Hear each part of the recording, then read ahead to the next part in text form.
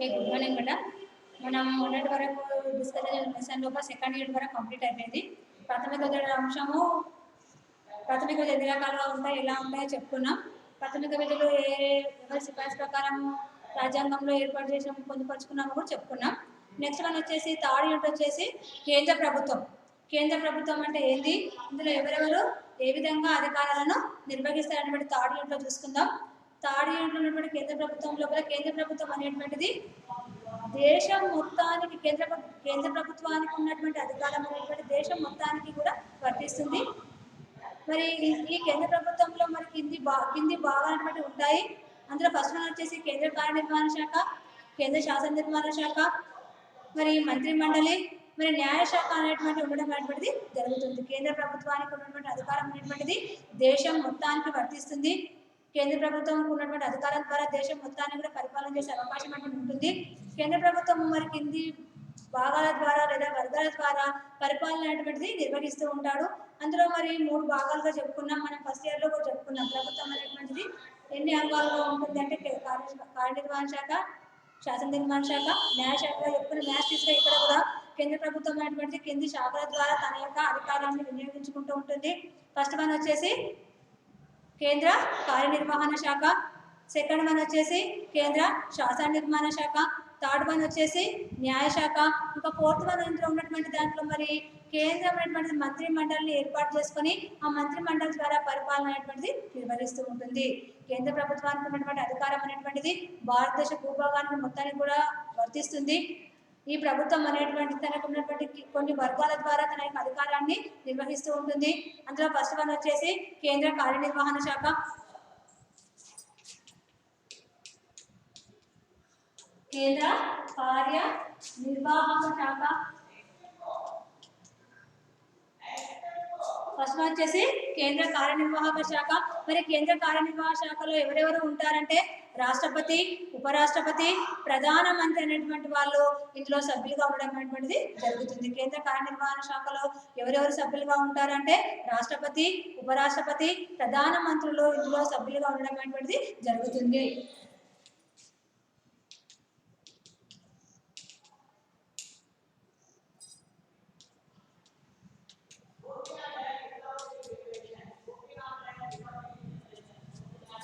రాష్ట్రపతి, ఉపరాష్ట్రపతి, ప్రధానమంత్రులు కేంద్ర కార్యనిర్వహణ శాఖలో సభ్యులుగా ఉండడం జరుగుతుంది. వీరు చేసినటువంటి వీళ్ళకు ఉన్నటువంటి అధికారం ద్వారా దేశ ప్రజలందరినీ కూడా పరిపాలన చేసే అధికారం వీళ్ళకు ఉండడం అనేటువంటిది జరుగుతుంది. మరి దేశ అభివృద్ధి కొరకు దేశ ప్రజల యొక్క సౌకర్యార్థము వీళ్ళు పరిపాలన అనేటువంటిది నిర్వహిస్తూ ఉంటారు. కేంద్ర ప్రభుత్వానికి ఉన్నటువంటి అధికారం అనేటువంటి దేశం మొత్తానికి వర్తిస్తుంది. భారత భూభాగానికి అంతా కూడా వర్తిస్తుంది. ఇప్పుడు ఇందులో కొన్ని శాఖలుగా ఉంటాయని చెప్పుకున్నాం. ఫస్ట్ వన్ వచ్చేసి కేంద్ర కార్యనిర్వహణ శాఖ. కేంద్ర కార్యనిర్వహణ శాఖలో ఎవరెవరు ఉంటారు అంటే రాష్ట్రపతి, ఉపరాష్ట్రపతి, ప్రధానమంత్రి మరియు మంత్రి మండలి అనేటువంటిది ఉంటుంది. వీటి ద్వారా మరి ప్రభుత్వం అనేటువంటిది పరిపాలన నిర్వహిస్తూ ఉంటారు. వీళ్ళ యొక్క ముఖ్య ఉద్దేశం ఏంటి అంటే దేశ ప్రజలందరినీ కూడా కావాల్సినటువంటి సౌకర్యాలను కల్పించడం, దేశం యొక్క పురోగతికి కృషి చేయడం అనేటువంటి వీళ్ళ యొక్క ముఖ్య లక్ష్యము.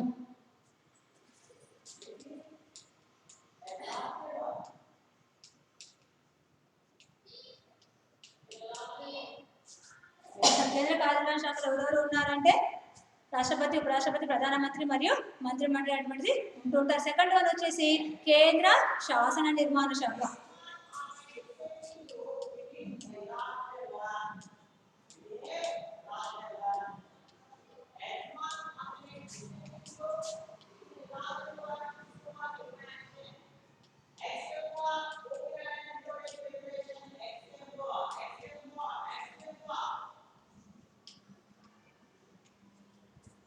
మరి కేంద్ర శాసన నిర్మాణ శాఖ అనేటువంటిది రెండవ అంశంగా చెప్పుకున్నాం. మరి కేంద్ర శాసన నిర్మాణ శాఖలో ఎవరెవరు ఉంటారంటే లోక్సభ, రాజ్యసభ, పార్లమెంటును కలిపి మనం ఏమంటామంటే మరి శాసన నిర్మాణ శాఖ అంటాం. ఇంకా లాస్ట్ వన్ వచ్చేసి కేంద్ర న్యాయశాఖ. కేంద్ర న్యాయశాఖలో ఎవరెవరు ఉంటారు, మరి దేశానికి అత్యున్నతమైన న్యాయస్థానం ఏది అంటే సుప్రీంకోర్టు చెప్పుకుంటా ఉంటాం. భారతదేశానికి అత్యున్నత న్యాయస్థానం ఏదంటే సుప్రీంకోర్టు. మరి రాష్ట్రాలలో ఉన్నటువంటి అత్యున్నత న్యాయస్థానం ఏది అంటే హైకోర్టుగా చెప్పుకుంటా ఉంటాం. మరి కేంద్ర న్యాయశాఖ ఏది అంటే సుప్రీంకోర్టు చెప్పుకుంటా ఉంటాం. సుప్రీంకోర్టులో ఎవరెవరు ఉంటారంటే మరి ప్రధాన న్యాయమూర్తి మరియు ఇతర న్యాయమూర్తులు యొక్క న్యాయశాఖ ఉండడం అనేటువంటిది జరుగుతుంది. దానికి ఓకే కదా. కేంద్ర ప్రభుత్వానికి ఉన్నటువంటి అధికారం అనేటువంటి దేశం మొత్తానికి లేదా భారత భూభాగం మొత్తానికి వర్తిస్తుంది. మరి ఈ కేంద్ర ప్రభుత్వంలో ఉన్నటువంటి వాళ్ళు ఎవరెవరు ఏ విధంగా ఉంటారంటే కొన్ని శాఖలుగా వర్గీకరించినాం, కొన్ని వర్గాలు చేసినాం. ఫస్ట్ వన్ వచ్చేసి కేంద్ర కార్యనిర్వహణ శాఖ. కేంద్ర కార్యనిర్వహణ శాఖలో ఎవరెవరు ఉంటారంటే రాష్ట్రపతి, ఉపరాష్ట్రపతి, ప్రధానమంత్రి మరియు కేంద్ర మంత్రి మండలి అనేటువంటి సభ్యులుగా ఉంటారు. వీరు పరిపాలన నిర్వహిస్తూ ఉంటారు. మంత్రి మండలి అనేటువంటి పరిపాలన నిర్వహిస్తూ ఉంటుంది. మరి ఏ విధంగా పరిపాలన నిర్వహిస్తుంటారు వీళ్ళందరూ అంటే ప్రజా సంక్షేమం కొరకు వాళ్ళకి కావాల్సినటువంటి అవసరాలను సమకూరుస్తూ దేశాభివృద్ధి కొరకు కృషి చేయడం అనేటువంటిది జరుగుతుంది. నెక్స్ట్ వన్ వచ్చేసి కేంద్ర శాసన నిర్మాణ శాఖ. శాసన నిర్మాణ శాఖలో ఎవరెవరు ఉంటారంటే లోక్సభ, రాజ్యసభ, పార్లమెంట్ కలిపి మనం ఏమంటామంటే కేంద్ర శాసన నిర్మాణ శాఖ అంటాం. నెక్స్ట్ వన్ వచ్చేసి థర్డ్ వన్ వచ్చేసి న్యాయశాఖ. న్యాయశాఖలో ఎవరెవరు ఉంటారంటే దేశానికి అత్యున్నత న్యాయస్థానం సుప్రీంకోర్టు. మరి సుప్రీంకోర్టులో ఎవరెవరు ఉంటారంటే న్యాయమూర్తి మరియు ఇతర న్యాయమూర్తులు ఇందులో సభ్యులుగా ఉండడం అనేటువంటి జరుగుతుంది. నెక్స్ట్ వచ్చేసి కేంద్ర కార్యనిర్వహణ శాఖ. కేంద్ర కార్యనిర్వహణ శాఖ చెప్పుకున్నాం, దేశానికి కావాల్సినటువంటి అత్యున్నత అధికారం మొత్తం కూడా కార్యనిర్వహణ శాఖ నిర్వహిస్తూ ఉంది. రాష్ట్రపతి, ఉపరాష్ట్రపతి, ప్రధానమంత్రి మరియు మంత్రి మండలి సహాయంతో పరిపాలన అనేటువంటిది నిర్వహిస్తూ ఉంటారు. మరి భారత రాజ్యాంగం నిర్మించుకున్నప్పుడు మరి భారతదేశానికి ఉన్నటువంటి సార్వభౌమాధికారాన్ని కాపాడడానికి కేంద్ర ప్రభుత్వానికి అత్యున్నత అధికారం అనేటువంటి ఇవ్వడం జరిగింది. అధికారం చేత మరి కేంద్ర ప్రభుత్వం అనేటువంటిది దేశ ప్రజల రక్షణ కొరకు మరి రాజ్యాంగం కల్పించినటువంటి సార్వభౌమాధికారాన్ని రక్షించడం కొరకు అత్యున్నత అధికారాన్ని మరి కేంద్ర ప్రభుత్వం అనేటువంటిది కలిగి ఉంటుంది. ఈ కేంద్ర ప్రభుత్వంలో ఎవరెవరు ఉన్నారంటే రాష్ట్రపతి, ప్రధానమంత్రి, మంత్రి మండలి అనేటువంటిది ప్రజా సంక్షేమం కొరకు, దేశ రక్షణ కొరకు, సార్వభౌమాధికారాన్ని కాపాడడం కొరకు కేంద్ర ప్రభుత్వం అనేటువంటిది ఏర్పాటు చేయబడ్డది. కేంద్ర ప్రభుత్వం ఏ విధంగా ఉంది అంటే కేంద్ర కార్యనిర్వహణ శాఖ ఏ విధంగా ఉంటుంది అంటే మరి రాజ్యాంగం నిర్మించుకున్నప్పుడు మరి కార్యనిర్వహణ శాఖకు అత్యున్నత అధికారం అనేది ఇవ్వడం జరిగింది. ఎందుకు అత్యున్నత అధికారాన్ని ఇచ్చారు అంటే ఇందులో సభ్యులు ఎవరెవరు ఉంటారని చెప్పుకున్నాం. రాష్ట్రపతి, ప్రధానమంత్రి, ఉపరాష్ట్రపతి, మంత్రి మండలి వాళ్ళు ఉంటారు. మరి వీళ్ళకి అత్యున్నత అధికారం అనేది ఇవ్వబడుతుంది. వీళ్ళ యొక్క చేతుల మీదుగానే దేశ పరిపాలన మొత్తం అనేటువంటిది నిర్వహించబడుతుంది. మరి ఈ విధంగా అత్యున్నత అధికారం ఉన్నటువంటి కార్యనిర్వహణ శాఖ అనేటువంటిది మరి ప్రజల యొక్క సంక్షేమం కొరకు కృషి చేయాలి మరియు దేశానికి ఉన్నటువంటి సార్వభౌమాధికారాన్ని కాపాడాలి, దేశ రక్షణను కూడా కృషి చేయాలి. కాబట్టి వీళ్ళకి అత్యున్నత అధికారం అనేటువంటిది ఇవ్వబడ్డది. వీళ్ళు మంత్రి మండలి సహాయంతో పరిపాలన అనేటువంటిది నిర్వహిస్తూ ఉంటారు. నెక్స్ట్ వన్ వచ్చేసి ఇందులో మరి అత్యున్నత అధికారం కేంద్ర కార్యనిర్వహణ శాఖలో అత్యున్నత అధికారం ఎవరని చెప్పుకున్నామంటే రాష్ట్రపతి చెప్పుకున్నాం. మరి రాష్ట్రపతి గురించి చూసుకుందాం. ఇందులో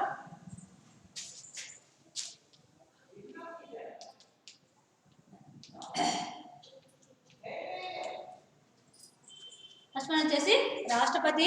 భారత రాష్ట్రపతి అనేటువంటి వ్యక్తి భారత రాజ్యాంగానికి అత్యున్నతమైనటువంటి వ్యక్తిగా మనము చెప్పుకుంటా ఉంటాం. భారతదేశంలో ఉన్నటువంటి అత్యున్నత అధికార రాజ్యాంగపరమైన కావచ్చు, ఆర్థిక పరమైన కావచ్చు, ఇంకా న్యాయపరమైన కావచ్చు, మొత్తం అంశాలలో పూర్తి అధికారం కలిగినటువంటి వ్యక్తిగా మనం ఎవరిని గుర్తిస్తాము అంటే రాష్ట్రపతిని గుర్తిస్తాం. మరి దేశం యొక్క అస్థిరత్వాన్ని కాపాడడం, రాజ్యాంగం యొక్క విలువలను మరియు రాజ్యాంగం యొక్క ఔన్నత్యాన్ని కాపాడడం అనేటువంటిది రాష్ట్రపతి యొక్క ముఖ్యమైనటువంటి లక్ష్యం. రాష్ట్రపతి అనేటువంటి వ్యక్తిని ఏ విధంగా ఎన్నుకుంటే దేశానికి మొదటి పౌరుడు ఎవరు అంటే రాష్ట్రపతి. దేశంలో ఉన్నటువంటి పరిపాలనా కార్యక్రమాలు మొత్తం ఎవరి పేరు మీదుగా నిర్వహించబడతాయి అంటే రాష్ట్రపతి పేరు మీదుగా నిర్వహించబడతాయి. మరి దేశంలో ఉన్నటువంటి రాజ్యాంగపరమైన మరియు అన్ని రకాలైనటువంటి పరిపాలన నిర్వహణ మొత్తము కూడా రాష్ట్రపతి పేరు మీదుగానే నిర్వహించబడేటువంటిది జరుగుతుంది. మరి ఈ విధంగా ఉన్నటువంటి రాష్ట్రపతి దేశానికి మొదటి పౌరుడు అని చెప్పుకున్నాం. మరి ఇతడు రాజ్యాంగం యొక్క విలువలను, దేశం యొక్క ఔన్నత్యాన్ని, రాజ్యాంగం యొక్క ఔన్నత్యాన్ని కాపాడడం కొరకు రాష్ట్రపతి అనేటువంటి వ్యక్తిని మనము నియమించుకోవడం అనేది జరుగుతుంది. అతడు మరి సక్రమంగా పరిపాలన అనేటువంటి నిర్వహిస్తే మరి దేశం యొక్క అభివృద్ధి సాధించబడుతుంది. దేశంలో ఉన్నటువంటి పౌరులు కూడా సంతోషంగా ఉండే అవకాశం అనేటువంటిది ఉంటుంది. కాబట్టి మనం 10-5 సంవత్సరాలకు ఒకసారి రాష్ట్రపతిని ఎన్నుకొని మరి వారు పరిపాలన నిర్వహించడం అనేటువంటిది మనము చూస్తూ ఉంటాం. నెక్స్ట్ వన్ వచ్చేసి మరి రాష్ట్రపతిగా ఉండాలి అంటే మరి కావాల్సినటువంటి అర్హతలు. మరి ప్రస్తుతం ఉన్నటువంటి రాష్ట్రపతి ఎవరు అంటే 14వ రాష్ట్రపతిగా రామ్నాథ్ కోవింద్. 14వ రాష్ట్రపతిగా ఎవరు ఉన్నారు అంటే రామ్నాథ్ కోవింద్.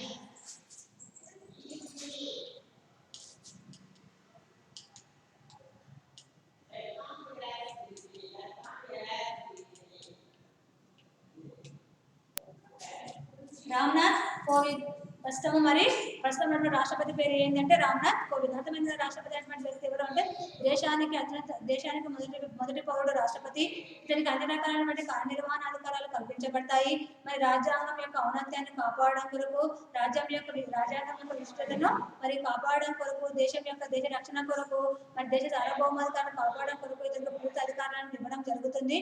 మరి ఇతనికి ఉన్నటువంటి ఏ విధంగా ఎన్నుకోబడతాడు, ఉన్నటువంటి అర్హతలు ఏమిటివి, అధికారాలు ఏమిటివి మనం ముందు చూద్దాం. మరి ప్రస్తుతం ఉన్నటువంటి రాష్ట్రపతి ఎవరు అంటే 14వ రాష్ట్రపతి ఎవరు నియమించబడ్డారంటే రామ్నాథ్ కోవింద్ నియమించబడ్డారు. మరి రాష్ట్రపతికి కావాల్సినటువంటి అర్హతలు, రాష్ట్రపతిగా ఎన్నుకోబడాలంటే ఎటువంటి అర్హతలు ఉండాలి?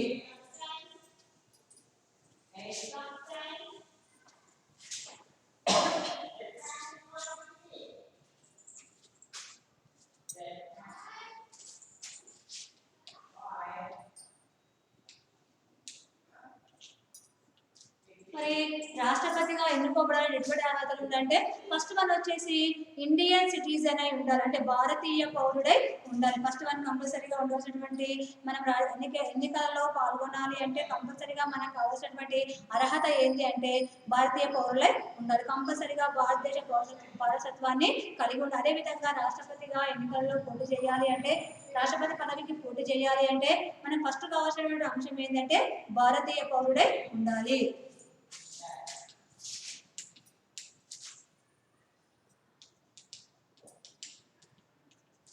ఫస్ట్ వన్ వచ్చేసి భారతీయ పౌరుడై ఉండాలి.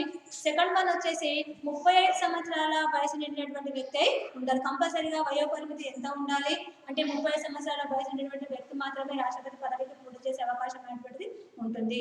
మరి అంతకుముందు ఉన్నటువంటి తక్కువగా 36 సంవత్సరాలు 30 సంవత్సరాలు వయసు చేసే అర్హత ఉంటుందంటే ఉండదు. ఎంత వయసు లిమిట్ ఉంది అంటే, ఎంత వయసు కావాలి, కంపల్సరీగా వయోపరిమితి ఎంత అంటే 30 సంవత్సరాల వయసు అనేటువంటిది ఉండాలి. ఫస్ట్ వన్ వచ్చేసి భారతీయ పౌరుడై ఉండాలి, 30 సంవత్సరాల వయసు నిండినటువంటి వ్యక్తి అయి ఉండాలి. మరి కేంద్ర రాష్ట్ర ప్రభుత్వాలలో ఎటువంటి ఆదాయాన్ని పొందేటువంటి వ్యక్తి అయి ఉండకూడదు.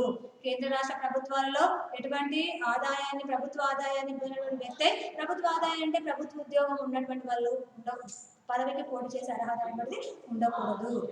మనం ఎన్నికలలో పోటీ చేస్తున్నాము అంటే మనకు ఎటువంటి ప్రభుత్వ ఉద్యోగం అనేటువంటిది ఉండకూడదు. అంటే ఇక్కడ రాష్ట్రపతిగా పదవికి పోటీ చేయాలనుకున్నప్పుడు కూడా మరి కేంద్ర రాష్ట్ర ప్రభుత్వాలలో ఎటువంటి ప్రభుత్వ ఆదాయాన్ని పొందిన వ్యక్తి ఉండకూడదు.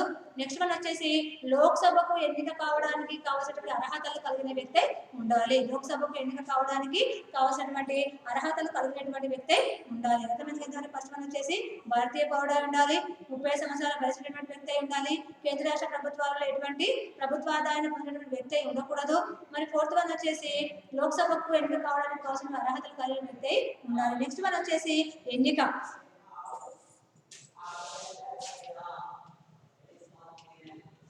మరి రాష్ట్రపతిని ఏ విధంగా ఎన్నుకుంటాము అంటే రాష్ట్రపతిని ఎన్నుకున్నటువంటి విధానాన్ని ఏమంటామంటే ఎన్నికల గణం ద్వారా ఎన్నుకుంటాం.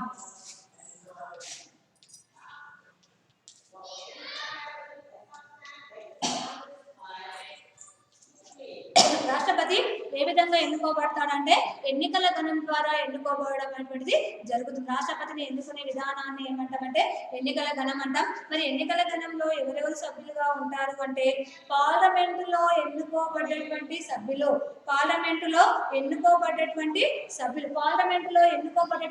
అంటే ఎవరెవరు ఉంటారంటే లోక్సభలో ఎన్నుకోబడ్డటువంటి సభ్యులు ప్లస్ రాజ్యసభలో ఎన్నుకోబడ్డటువంటి సభ్యులు. రాష్ట్రపతిని ఎన్నుకున్నటువంటి ఎన్నికల విధానాన్ని ఏమంటాము అంటే ఎన్నికల గణం అంటాం. ఈ ఎన్నికల గణంలో ఎవరెవరు సభ్యులుగా ఉంటారు అంటే పార్లమెంటులో ఎన్నుకోబడ్డటువంటి సభ్యులు మరియు అన్ని రాష్ట్రాల విధాన సభలలో ఎన్నుకోబడ్డటువంటి సభ్యులు. పార్లమెంటులో ఎన్నుకోబడ్డటువంటి సభ్యులు, ఇందులో పార్లమెంటులో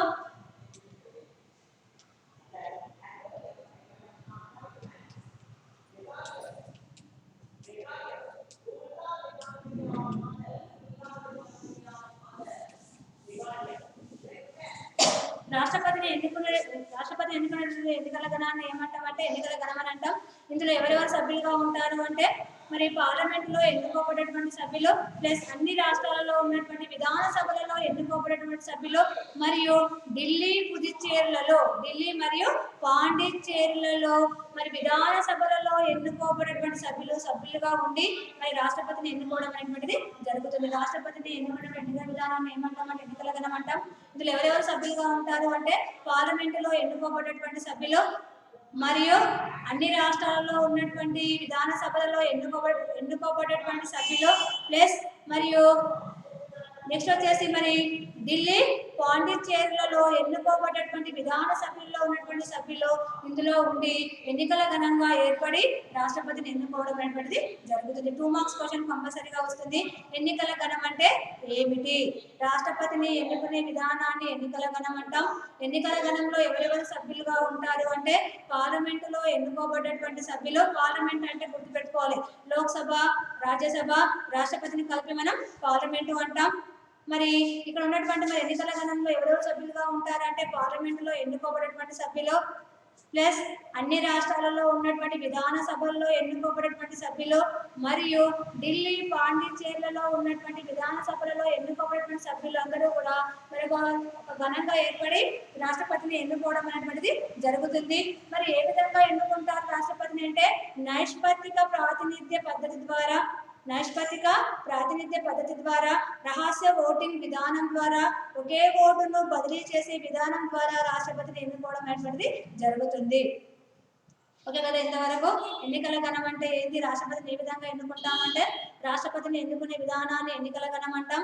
ఎన్నికల గణంలో ఎవరెవరు సభ్యులుగా ఉంటారు అంటే పార్లమెంటులో ఎన్నుకోబడేటువంటి సభ్యులు మరియు అన్ని రాష్ట్రాల విధానసభలో ఎన్నుకోబడేటువంటి సభ్యులు మరియు ఢిల్లీ పాండిచ్చేరిలలో ఉన్నటువంటి విధానసభలలో ఎన్నుకోబడే సభ్యులందరూ కూడా మరి ఒక ఘనంగా ఏర్పడి రాష్ట్రపతిని ఎన్నుకుంటారు. అందరూ కూడా సభ్యులుగా ఉంటారు. మరి రాష్ట్రపతిని ఏ విధంగా ఎన్నుకుంటాము అంటే నైష్పత్తిక ప్రాతినిధ్య పద్ధతి ద్వారా రహస్య ఓటింగ్ విధానం ద్వారా ఒకే ఓటును బదిలీ చేసే విధానం ద్వారా రాష్ట్రపతిని ఎన్నుకుంటాం. ఇది రాష్ట్రపతికి ఎన్నుకున్నటువంటి విధానం. ఫస్ట్ వన్ వచ్చేసి రాష్ట్రపతి యొక్క అర్హతలు.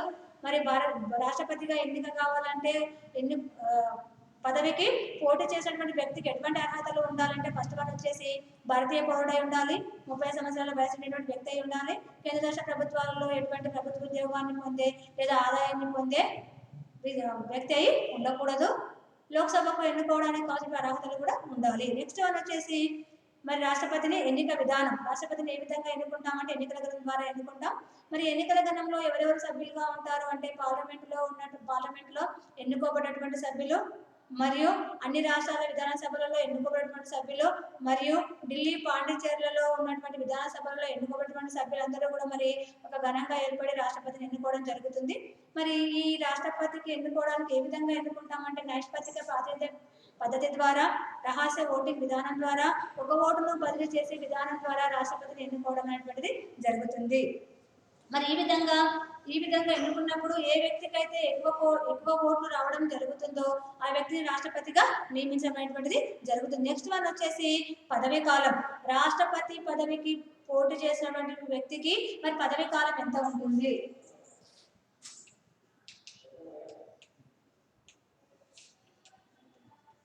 నెక్స్ట్ వన్ వచ్చేసి పదవీ కాలం.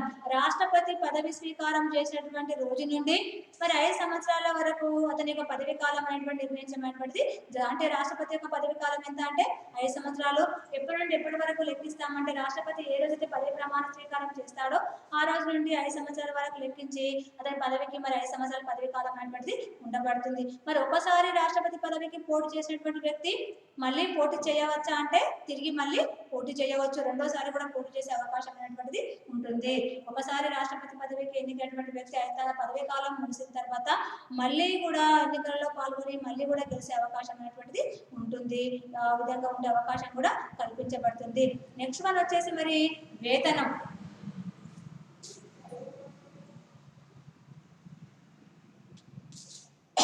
మరి రాష్ట్రపతిగా ఎన్నుకోబడినటువంటి వ్యక్తికి ఏ విధంగా వేతనం ఉంటుంది అంటే మరి ఈ రాష్ట్రపతికి ఉన్నటువంటి వేతనం అనేటువంటిది భారత సంఘటిత నిధి నుండి ఇవ్వడం అనేటువంటిది జరుగుతుంది. ఎక్కడ నుండి ఇస్తారు అంటే భారత సంఘటిత నిధి నుండి రాష్ట్రపతికి వేతనం అనేటువంటి లభించబడుతుంది. మరి రాష్ట్రపతిగా ఎన్నుకోబడినటువంటి వ్యక్తికి మరి 2017 అక్టోబర్ కంటే ముందు సంవత్సరం ఒక నెలకు ఎంత వేతనం ఉండేదంటే 1,50,000.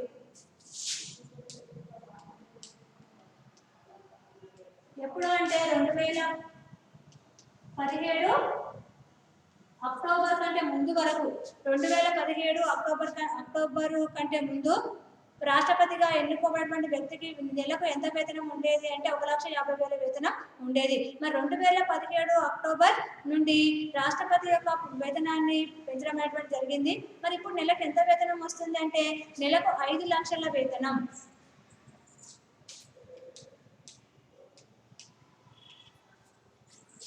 రాష్ట్రపతికి ప్రస్తుతం ఉన్నటువంటి వేతనం ఎంత ఉంది, రాష్ట్రపతిగా పదవి బాధ్యతలు స్వీకరిస్తున్నందుకు గాను అతనికి మరి నెలకు ఇంత అంటూ వేతనం అనేది ఇవ్వబడుతుంది. 2017 అక్టోబర్ కంటే ముందు 1,50,000 వేతనం ఉండేది. మరి ప్రస్తుత కాలంలో అతనికి మరి 2017 అక్టోబర్ తర్వాత ఎంత వేతనాన్ని పెంచారు అంటే నెలకు 5 లక్షల వేతనాన్ని పెంచడం అనేటువంటిది జరిగింది. మరి అంతేకాకుండా అతనికి ఉచితమైనటువంటి వసతి సౌకర్యం కావచ్చు, ఇంకా వేరే వేరే సౌకర్యాలు అన్నీ కూడా మరి అతనికి కల్పించడం అనేటువంటిది జరుగుతుంది. వేతనంతో పాటు ఉచిత మరి నివాసం కావచ్చు, ఇంకా వేరే వేరే వాహనం కావచ్చు, అవన్నీ కూడా కల్పించడం అనేటువంటిది జరుగుతుంది. మరి రాష్ట్రపతి ఉన్నటువంటి భవన్ని ఏమంటాము అంటే రాష్ట్రపతి భవన్ అని అంటాం. రాష్ట్రపతి నివాసం ఉంటున్నటువంటి భవనంను ఇల్లును ఏమంటాము అంటే రాష్ట్రపతి భవన్ అని అంటాం. మరి రాష్ట్రపతి భవనం అనేటువంటిది ఎక్కడెక్కడ ఉందంటే ఢిల్లీలో, హైదరాబాద్లో, సిమ్లాలో రాష్ట్రపతి భవన్లో నిర్మించడం అనేటువంటిది జరుగుతుంది. ఓకే కదా. ఎంతవరకు రాష్ట్రపతికి వేతనం ఎంత ఉంటుంది అంటే రాష్ట్రపతిగా భారతదేశపు రాష్ట్రపతిగా పదవి బాధ్యతలు స్వీకరిస్తున్నందుకు గాను రాష్ట్రపతికి మరి 2017 అక్టోబర్ వరకు 1,50,000 వేతనం ఉండేది. 2017 అక్టోబర్ నుండి నెలకు 5 లక్షల వేతనాన్ని ఇవ్వడం అనేటువంటి జరుగుతుంది. ఇతను పదవి కాలంలో ఉన్నప్పుడు 5 లక్షల వేతనం ఉంటుంది. మరి పదవి నుండి తొలగిపోయిన తర్వాత అతనికి ఎంత వేతనం ఇవ్వబడుతుంది అంటే సంవత్సరానికి 3 లక్షల వేతనం అనేటువంటిది ఇవ్వబడుతుంది. రిటైర్మెంట్ అయిన తర్వాత ఎంత వస్తుంది వేతనం అంటే 3 లక్షల వేతనం అనేటువంటిది ఇవ్వడం అనేటువంటిది జరుగుతుంది. అంతేకాకుండా ఇతనికి ఉచితమైనటువంటి నివాసము, మరి రవాణా సౌకర్యాలు అవన్నీ కూడా కల్పించడం, వాహన సౌకర్యం కూడా కల్పించడం జరుగుతుంది. రాష్ట్రపతి నివాసం ఉంటున్నటువంటి భవనాన్ని ఏమంటామంటే రాష్ట్రపతి భవన్ అంటాం. ఢిల్లీలో, సిమ్లాలో, హైదరాబాద్లో కూడా రాష్ట్రపతి భవన్ ఉంది. హైదరాబాద్లో ఎక్కడ ఉందంటే బొల్లారంలో ఉండడం అనేటువంటిది. ఇవన్నీ కూడా రాష్ట్రపతికి ఉన్నటువంటి వేతనంగా మనము చెప్పుకుంటాం. నెక్స్ట్ వచ్చేసి రాష్ట్రపతిని తొలగించడం.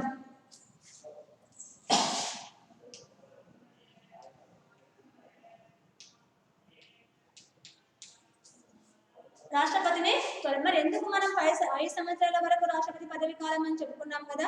మరి మధ్యలోనే ఎందుకు రాష్ట్రపతిని తొలగిస్తున్నాము అంటే ఎన్నుకోబడ్డటువంటి పదవి స్వీకారం చేసేటువంటి వ్యక్తి సక్రమంగా పరిపాలన చేయకుండా మరి దేశ అభివృద్ధి కొరకు కాకుండా తన సొంత అవసరాల కొరకు అవినీతి రూపంలో పరిపాలన నిర్వహించినట్టయితే అటువంటి వ్యక్తిని మనం పరిపాలన నుండి తొలగించే అవకాశం అనేటువంటిది ఉంటుంది. అదేవిధంగా రాష్ట్రపతిని కూడా పదవి నుండి తొలగించవచ్చు. ఆ విధంగా రాష్ట్రపతిని పదవి నుండి తొలగించే విధానాన్ని ఏమంటాము అంటే మరి మహాభియోగ తీర్మానం.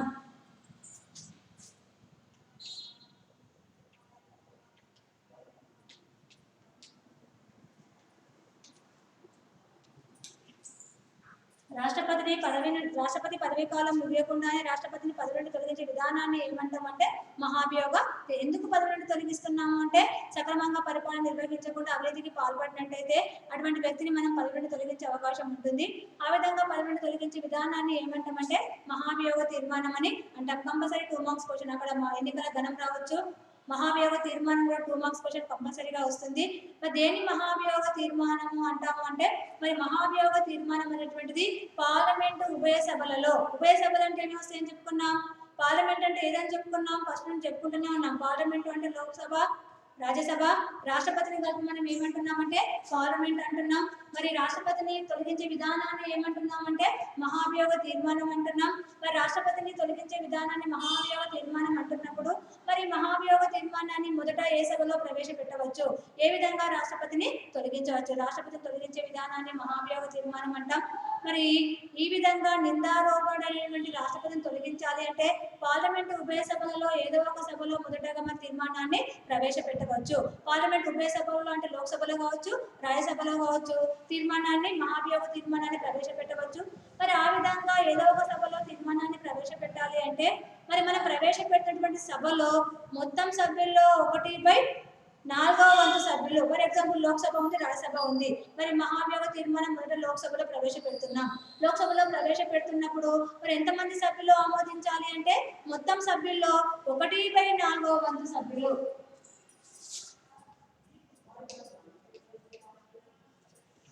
ఎంతమంది సభ్యులు దాన్ని ఆమోదించాలి అంటే 1/4వ వంతు సభ్యులు ఆమోదిస్తే మరి ఆ తీర్మానం అనేటువంటిది ఓకే అయిన తర్వాత దానిపైన ప్రవేశపెట్టేటప్పుడేమో 1/4వ వంతు సభ్యులు ఆమోదించాలి.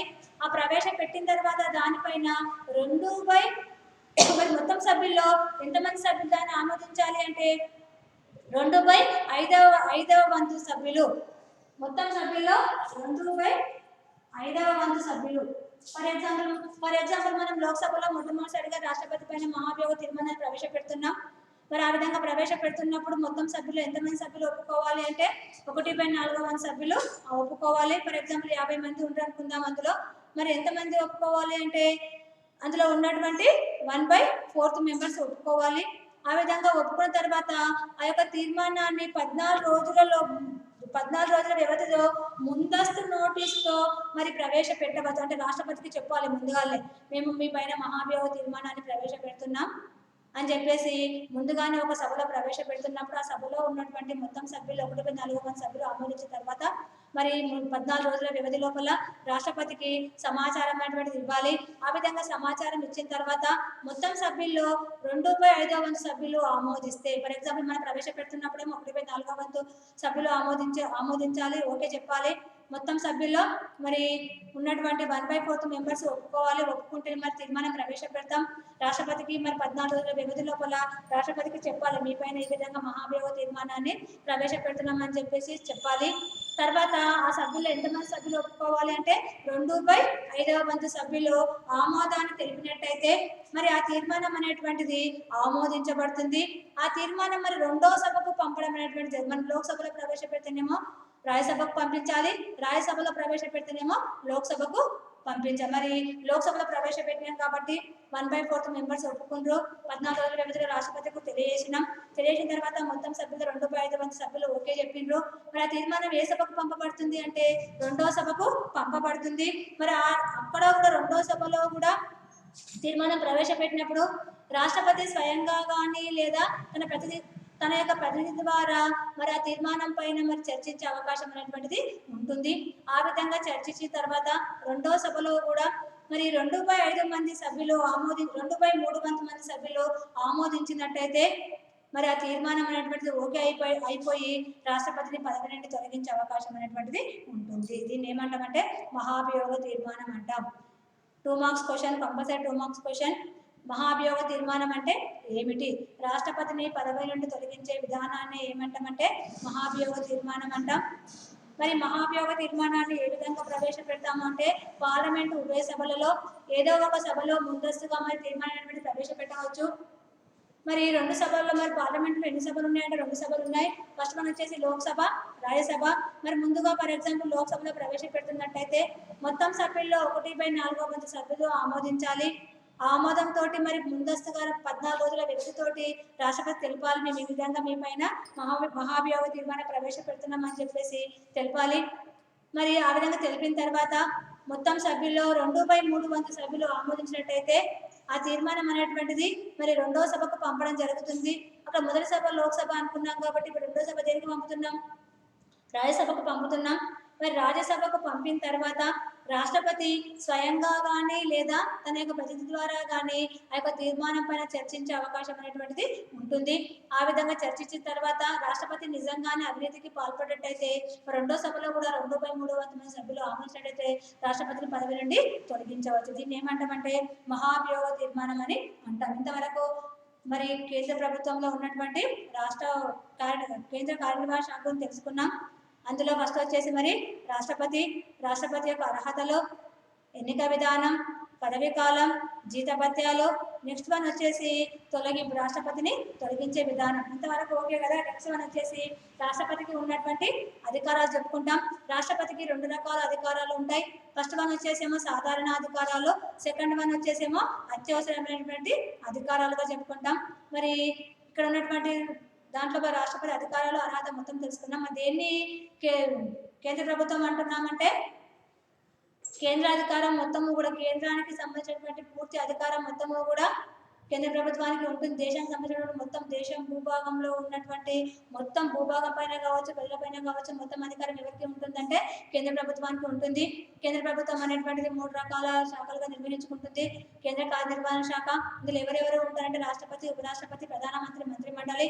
మరి వీళ్ళకి అత్యున్నత అధికారం ఉంటుంది. వీళ్ళే మరి పూర్తి సార్వభౌమాధికారాన్ని కలిగి ఉంటారు. సెకండ్ వన్ వచ్చేసి కేంద్ర శాసన నిర్మాణ శాఖ. ఇందులో ఎవరెవరు ఉంటారంటే లోక్సభ, రాజ్యసభ, రాష్ట్రపతి ఉంటారు. నెక్స్ట్ వన్ వచ్చేసి కేంద్ర న్యాయశాఖ. మరి దేశానికి అంతటికీ కూడా అత్యున్నతమైన శాఖ ఏదంటే న్యాయశాఖ. మరి భారతదేశం అత్యున్నత న్యాయస్థానం ఏదంటే సుప్రీంకోర్టు. ఇందులో ఎవరెవరు ఉంటారంటే ప్రధాన న్యాయమూర్తి మరియు ఇతర న్యాయమూర్తులు ఉంటారు. నెక్స్ట్ వన్ వచ్చేసి కేంద్ర మంత్రిమండలి కూడా ఉంటుంది. ఇవన్నీ కూడా మన అధికారం. నెక్స్ట్ వచ్చేసి రాష్ట్రపతి అర్హతలు వచ్చేసి భారతీయ పౌరుడై ఉండాలి, 30 సంవత్సరాల వయసు ఉన్నటువంటి వ్యక్తి ఉండాలి, కేంద్ర రాష్ట్ర ప్రభుత్వాలలో మరి ఆదాయం పెట్టినటువంటి వ్యక్తి అయి ఉండకూడదు, మరి లోక్సభకు ఎన్నుకోవడానికి కావాల్సిన అర్హతలు కలిగి ఉండాలి. ఇవన్నీ కూడా రాష్ట్రపతికి ఉన్నటువంటి చెప్పుకున్నాం. నెక్స్ట్ వన్ వచ్చేసి రాష్ట్రపతికి ఉన్నటువంటి సాధారణ అధికారాలు.